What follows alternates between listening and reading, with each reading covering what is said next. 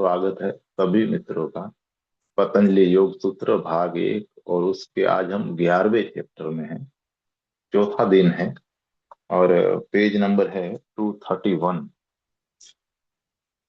भगवान आगे कहते हैं कि दूसरे जो असंप्रज्ञात समाधि को उपलब्ध होते हैं वे सदा वीर्य यानी कि ऊर्जा, स्मृति, समाधि यानी कि एकाग्रता और प्रज्ञा यानी कि विवेक के द्वारा उपलब्ध होते हैं।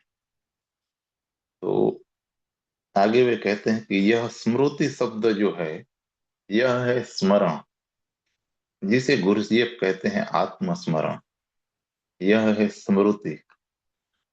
तुम अपने को स्मरण नहीं करते। हो सकता है तुम लाखों चीजों का स्मरण करो, लेकिन तुम निरंतर भूलते चले जाते हो स्वयं को, जो तुम हो। गुरुदेव के पास एक विधि थी। उसने इसे पाया था पतंजलि से, और वस्तुतः सारी विधियां पतंजलि से चली आती हैं। वे विशेषज्ञ थे विधियों के। स्मृति है स्मरण। जो कुछ तुम करो उसमें स्व स्मरण को बनाए रखना। तुम चल रहे हो, गहरे में स्मरण रखना कि मैं चल रहा हूं, कि मैं हूं। चलने में ही खो मत जाना। चलना भी है वह गति, वह क्रिया, और वह आंतरिक केंद्र भी है। गति, क्रिया और आंतरिक केंद्र मात्र सजग, मात्र देखता हुआ साक्षी। लेकिन मन में दोहराओ मत कि मैं चल रहा हूं। अगर तुम दोहराते हो तो वह स्मरण नहीं है। तुम निशब्द रूप से तुम्हें निशब्द रूप से जागरूक होना है कि मैं चल रहा हूं, मैं खा रहा हूं, मैं बोल रहा हूं, मैं सुन रहा हूं। जो कुछ तुम करते हो उसके भीतर के मैं को भूलना नहीं चाहिए। यह बना रहना चाहिए। यह अंधबोध नहीं है, यह आत्मबोध है। मैं बोध, जो मैं बोध है वह अहंकार है। आत्मा का बोध है अस्मिता, शुद्धता, सिर्फ मैं हूं इसका बोध। साधारणतः तुम्हारी चेतना किसी विषय वस्तु की ओर लक्षित हुई रहती है। तुम मेरी ओर देखते हो, तुम्हारी संपूर्ण चेतना मेरी ओर बह रही है एक तीर की भांति। तो तुम मेरी ओर लक्षित हो। आत्मस्मरण का अर्थ है कि तुम्हारे पास द्विलक्षित तीर होगा। इसका एक हिस्सा मुझे देख रहा हो और दूसरा हिस्सा अपने को देख रहा हो। द्विलक्षी तीर है स्मृति, द्विलक्षी तीर है आत्मस्मरण। यह बहुत कठिन है क्योंकि वस्तु को, विषय वस्तु को स्मरण रखना और स्वयं को भूलना आसान होता है। विपरीत भी आसान है, स्वयं को स्मरण रखना और विषय को भूल जाना। ये दोनों आसान है, इसलिए वे जो बाजार में होते हैं, संसार में हो, वे जो बाजार में होते भी संसार में होते, और वे जो मंदिर मठों में होते तो संसार से बाहर होते, वे सब एक ही हैं। क्योंकि दोनों एक लक्षित हैं। बाजार में वस्तुओं का, विषयों को देख रहे होते हैं, मठों में वे अपने को देख रहे होते हैं। लेकिन हैं दोनों एक लक्षित ही। स्मृति न तो बाजार में है और न ही संसार के बाहर वाले मठों में। स्मृति एक घटना है आत्मस्मरण की, जब स्व और पर दोनों एक साथ चैतन्य में होते हैं। यह संसार की सर्वाधिक कठिन बात है। अगर तुम इसे क्षण भर को, एक आंशिक क्षण को भी प्राप्त कर सको तो तुम्हें तुरंत सतोरी की झलक प्राप्त होगी। तत्काल तुम शरीर से कहीं और बाहर जा चुके होगे। इसे आजमाना। लेकिन ध्यान रहे, अगर तुम में श्रद्धा नहीं है तो यह एक तनाव बन जाएगी।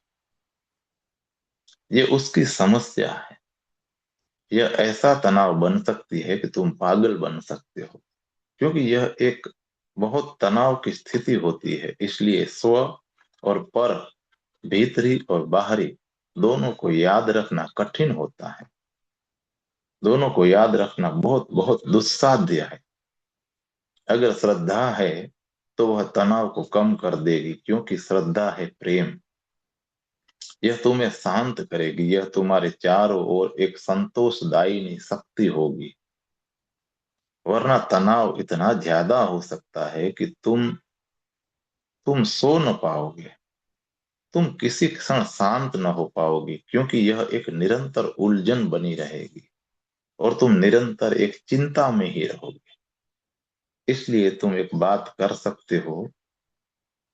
ऐसा आसान होता है कि तुम एकांत मठ में जा सकते हो, आंखें बंद कर सकते हो, स्वयं का स्मरण कर सकते हो और संसार को भूल सकते हो। लेकिन लेकिन कर क्या रहे हो तुम तो बस सारी प्रक्रिया को उल्टा भर कर रहे हो और कुछ नहीं कर रहे। और यह कोई परिवर्तन नहीं है।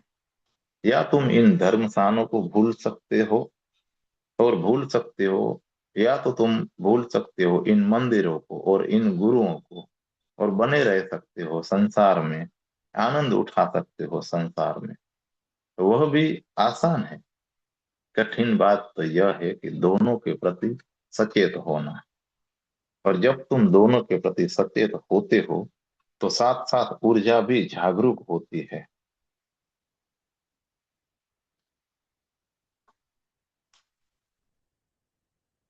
संपूर्णतया ही विपरीत दिशाओं को लक्षित हुई होती है तो तनाव होता है, इंद्रियातीत अनुभव होता है।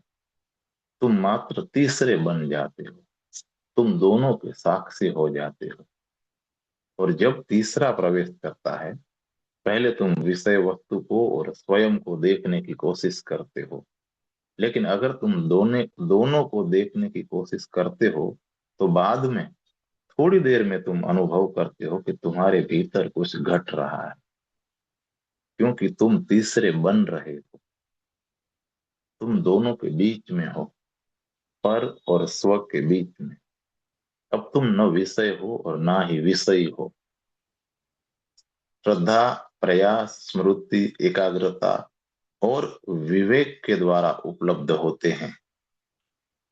श्रद्धा है आस्था, वीर्य है समग्र प्रतिबद्धता, समग्र प्रयास, समग्र समग्र ऊर्जा ले आनी होती है।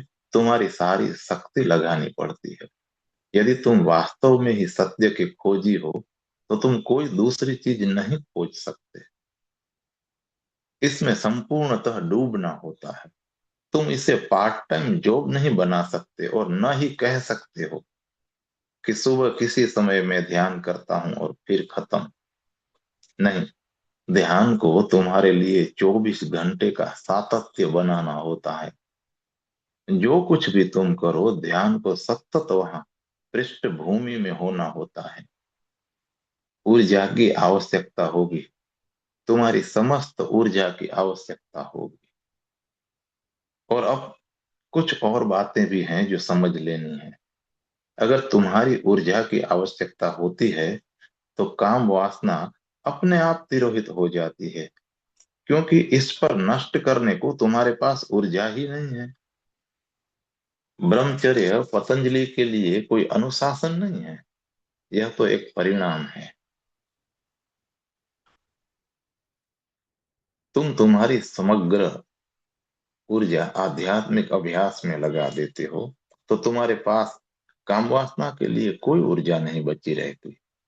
और ऐसा साधारण जीवन में भी घटता है। किसी बड़े चित्रकार को देखो, वह स्त्री को पूरी तरह से भूल जाता है।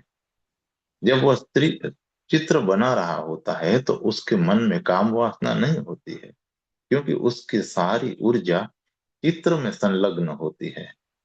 काम वासना के लिए उसके पास कोई अतिरिक्त ऊर्जा नहीं है। कोई महान कवि, महान गायक, नृत्यकार जो अपनी प्रतिबद्धता में पूर्णतया डूब गया होता है, बिना किसी प्रयास के ब्रह्मचर्य को पा लेता है। ब्रह्मचर्य के लिए उसके पास कोई अनुशासन नहीं है।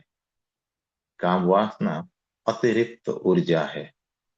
काम एक सुरक्षा साधन है। जब तुम्हारे पास बहुत ऊर्जा होती है और तुम इसके साथ कुछ नहीं कर सकते, तो प्रकृति ने सेफ्टी वॉल्व बनाया है। एक सुरक्षा की व्यवस्था है ताकि इसे तुम बाहर फेंक सको, तुम इसे मुक्त कर सको। अन्यथा तुम पागल हो जाओगे या फूट पड़ोगे, तुम विस्फोटित हो जाओगे। और अगर तुम इसे दबाने की कोशिश करते हो तो भी तुम पागल हो जाओगे, क्योंकि इसे दबाना मदद न देगा। और अगर तुम इसे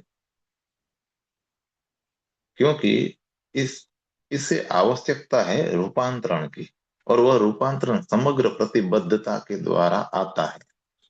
एक योद्धा अगर वस्तुतः योद्धा है, एक अपराजेय योद्धा, तो वह काम वासना से परे होगा। उसकी सारी ऊर्जा कहीं और लगी है। एक बहुत सुंदर कहानी है। एक महान दार्शनिक था, एक विचारक था, जिसका नाम था वाचस्पति। वह अपने अध्ययन में बहुत अंतर्ग्रस्त था। एक दिन उसके पिता ने उससे कहा कि अब मैं बूढ़ा हो चला हूं और मैं नहीं जानता कि किस क्षण मर जाऊं, और तुम मेरे इकलौते बेटे हो, और मैं चाहता हूं कि तुम विवाहित हो। वाचस्पति अध्ययन ने इतना ज्यादा डूबा हुआ था कि वह बोला, ठीक है। यह सुने बगैर कि उसके पिता क्या कह रहे हैं, तो उसका विवाह हुआ। पर वह बिल्कुल भूला रहा कि उसकी पत्नी थी। इतना डूबा हुआ था वह अपनी अध्ययनशीलता में। और यह केवल भारत में घट सकता है, यह कहीं और नहीं घट सकता। पत्नी उससे इतना अधिक प्रेम करती थी कि वह उसे अड़चन न देना चाहती। तो यह कहा जाता है कि 12 वर्ष गुजर गए। वह छाया की भांति उसकी सेवा करती, वह हर बात का ध्यान रखती, लेकिन वह जरा भी शांति का भंग न करती।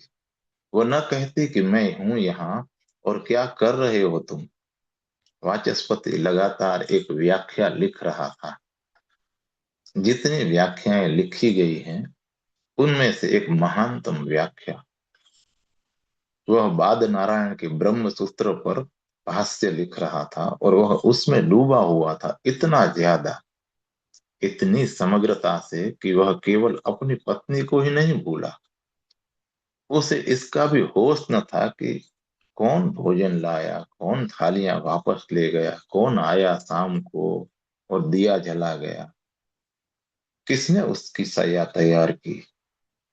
12 वर्ष गुजर गए, और वह रात्रि आई जब उसकी व्याख्या पूरी हो गई। उसे अंतिम शब्द भर लिखना था, और उसने प्रण किया हुआ था कि जब व्याख्या पूरी होगी तब वह सन्यासी हो जाएगा, तब वह मन से संबंधित न रहेगा और सब कुछ समाप्त हो जाएगा। यह व्याख्या उसका एकमात्र कर्म था जिसे परिपूर्ण करना था। उस रात वह थोड़ा विश्रांत था, क्योंकि उसने करीब 12 बजे अंतिम वाक्य लिख दिया था। पहली बार वह अपने वातावरण के प्रति सजग हुआ। दिया धीमा चल रहा था और अधिक तेल चाहिए था। एक सुंदर हाथ उसमें तेल उंडेलने लगा। उसने पीछे देखा, यह देखने को कि वह कौन था। वह नहीं पहचान सका चेहरे को, और बोला, तुम कौन हो और यहाँ क्या कर रही हो। पत्नी बोली, अब जो आपने पूछ ही लिया है तो मुझे कहना है कि 12 वर्ष पहले आपने मुझे अपनी पत्नी के रूप में ग्रहण किया था, लेकिन आप इतने डूबे हुए थे, अपने कार्य के प्रति इतने प्रतिबद्ध थे कि मैं बाधा डालना या शांति भंग करना न चाहती थी। वाचस्पति रोने लगा, उसके अश्रु बहने लगे। पत्नी ने पूछा, क्या बात है। वह बोला कि यह बहुत जटिल बात है। अब मैं धर्म संकट में पढ़ के घबरा गया हूँ, क्योंकि व्याख्या पूरी हो गई और मैं सन्यासी होने जा रहा हूँ। मैं गृहस्थ नहीं हो सकता, मैं तुम्हारा पति नहीं हो सकता। व्याख्या पूरी हुई और मैंने प्रतिज्ञा की है। अब मेरे लिए कोई समय नहीं है, मैं तुरंत जा रहा हूं। तुमने मुझसे पहले क्यों न कहा? मैं तुम्हें प्रेम कर सकता था। तुम्हारी सेवा, तुम्हारे प्रेम, तुम्हारी निष्ठा के लिए अब मैं क्या कर सकता हूँ? ब्रह्म सूत्र पर अपने भाष्य का उसने नाम दिया भामती। भामती था उसकी पत्नी का नाम। बेतु का है नाम। बाद नारायण के ब्रह्म सूत्र के भाष्य को भामती कहना बेतु का है। इस नाम का कोई संबंध उसके साथ जुड़ता नहीं। लेकिन उसने कहा कि अब कुछ और मैं नहीं कर सकता। अब केवल पुस्तक का नाम लिखना ही शेष है। अतः मैं इसे भामती कहूंगा, जिससे कि तुम्हारा नाम सदैव याद रहे। उसने घर त्याग दिया। पत्नी रो रही थी, आंसू बहा रही थी, पर पीड़ा में नहीं, आनंद में। वह बोली कि यह पर्याप्त है। तुम्हारी यह भाव दशा, तुम्हारी आंखों में भरा यह प्रेम पर्याप्त है। मैंने पर्याप्त पाया। अतः अपराधी अनुभव न करें, जाएं, मुझे बिल्कुल भूल जाएं। मैं आपके मन पर बोझ नहीं बनना चाहूंगी। मुझे याद करने की कोई आवश्यकता नहीं है।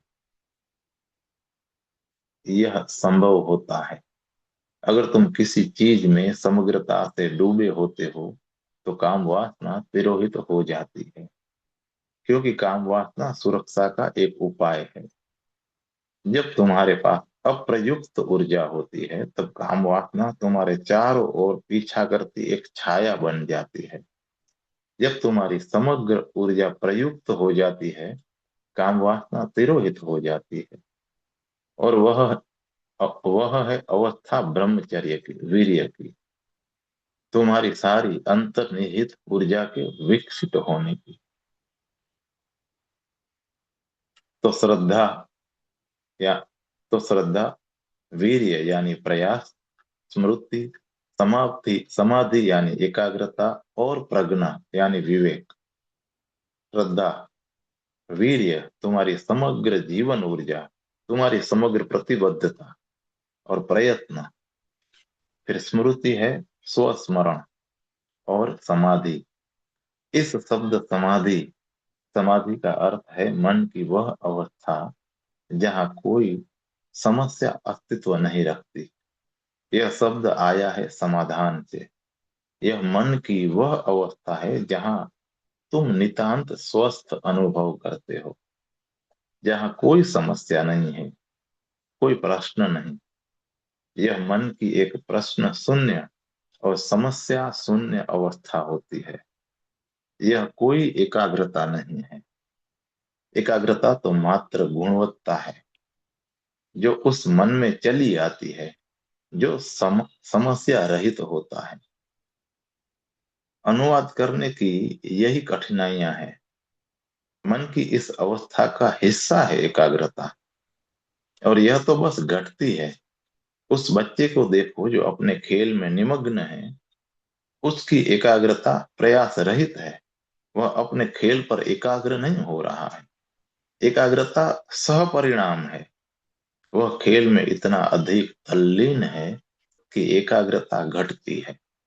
अगर तुम किसी भी चीज पर जानबूझकर एकाग्र होते हो, तो प्रयास होता है, तब तनाव होता है, तब तुम थक जाओगे। समाधि स्वतः घटती है सहजता पूर्वक।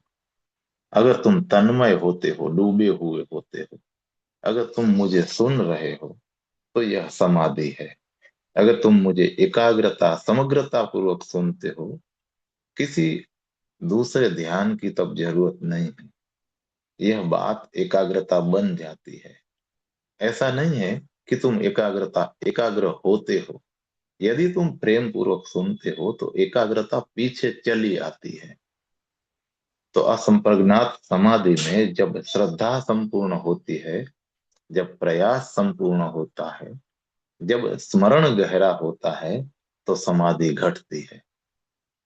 जो कुछ भी तुम करते हो, तुम संपूर्ण एकाग्रता सहित करते हो। एकाग्र होने का प्रयास किए बिना। और यदि एकाग्रता को प्रयास की आवश्यकता होती है तो यह असुंदर है। यह बात तुम्हें रोग की तरह ग्रसित रहेगी। तुम इसके द्वारा नष्ट होगे। एकाग्रता को एक परिणाम की भांति होना चाहिए। तुम किसी व्यक्ति को प्रेम करते हो और मात्र उसके साथ होने से तुम एकाग्र हो जाते हो। ध्यान रखना, किसी चीज पर एकाग्र कभी मत होना, बल्कि गहराई से सुनना, समग्रता से सुनना, और तुम्हारे पास एकाग्रता स्वयं चली आएगी। फिर होता है विवेक, यानी प्रज्ञा। मगर प्रज्ञा विवेक नहीं है। विवेक केवल एक हिस्सा है प्रज्ञा का। वस्तुतः प्रज्ञा का अर्थ है एक बोधपूर्ण जागरूकता। बुद्ध ने कहा है कि ध्यान की लो ऊंची और प्रज्वलित होती है तो उस अग्नि शिखा को घेरने वाला प्रकाश है, वह है प्रज्ञा।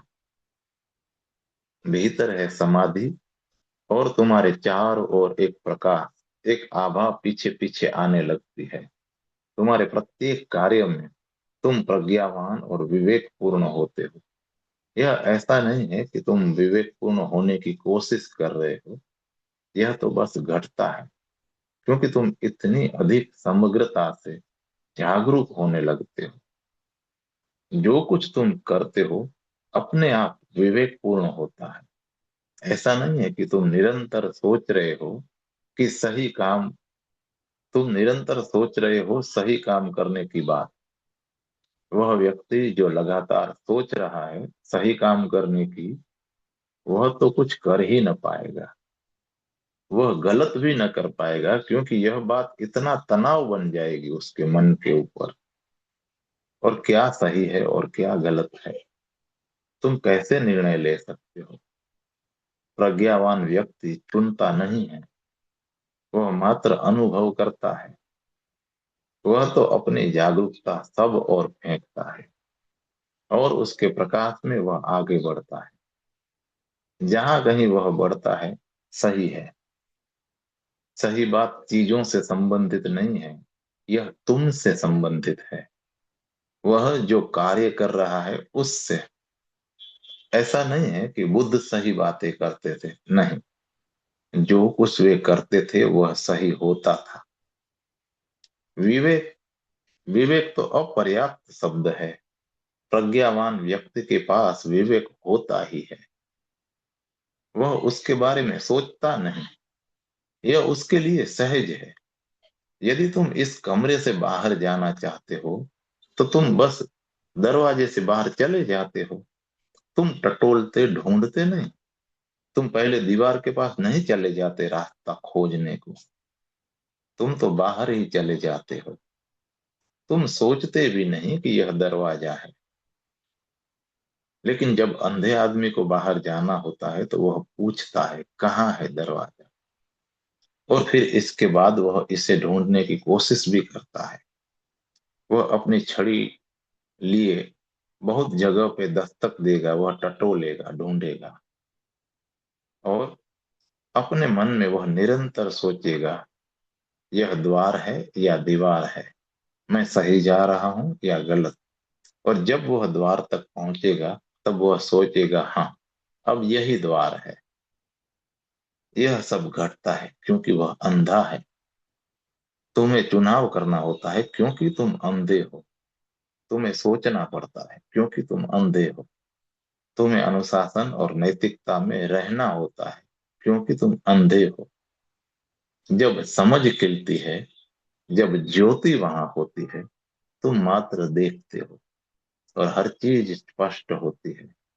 जब तुम्हारे पास आंतरिक स्पष्टता होती है, तब हर चीज स्पष्ट होती है। तुम संवेदनशील बन जाते हो। जो कुछ तुम करते हो सही ही होता है। ऐसा नहीं है कि यह सही है और इसीलिए तुम इसे करते हो। तुम इसे समझ सहित करते हो और यह सही है। तो श्रद्धा, वीर्य, स्मृति, समाधि और प्रज्ञा, दूसरे जो असंप्रज्ञात समाधि को उपलब्ध होते हैं, इसे उपलब्ध करते हैं श्रद्धा, असीम ऊर्जा, प्रयास, समग्र आत्मस्मरण, समस्या शून्य मन और विवेक की अग्नि शिखा के द्वारा।